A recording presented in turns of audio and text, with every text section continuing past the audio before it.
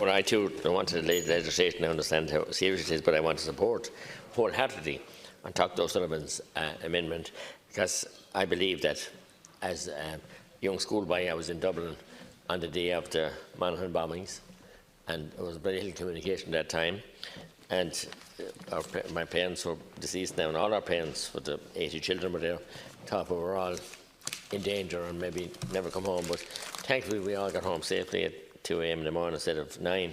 But it's a shocking situation that there's no closure on that, and I do salute Deputy O'Sullivan and her efforts and cross-party meetings and everything is trying to get closure on this.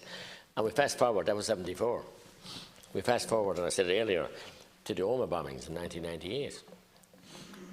And that must be one of the biggest, I'll be a big McGrath, most collusion that ever happened. Those killings were needless, should never have happened, because there was information passed on, and I have it at first hand from a retired Garda member from my own neighbourhood that was passed on, just because they felt that it appears to me that they might blow the cover of their undercover agent. 29 people lost their lives. Shocking. And Michael Gallagher has been in here, as I told the Minister earlier. He attended the Fianna Fáil audition at the invitation of your former leader, Deputy Enda Kenny, and his family. And television cameras blared on him, and he was told, you won't get justice under Fianna Fáil, but you get it under me. And when Deputy Kenny became Taoiseach, that was the end of it. Avoidance, subterfuge, everything else. Nothing has happened at the Omagh bomb. And I just named those two. There are many other victims who haven't got justice. And I don't see anything in this legislation that's going to bring that right, because everything is not right in the state of Denmark, or state of Ireland either.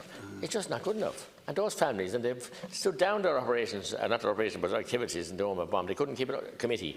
They couldn't keep it up. They will have a commemoration in August. Commemoration. Or sorry, and the commemoration date.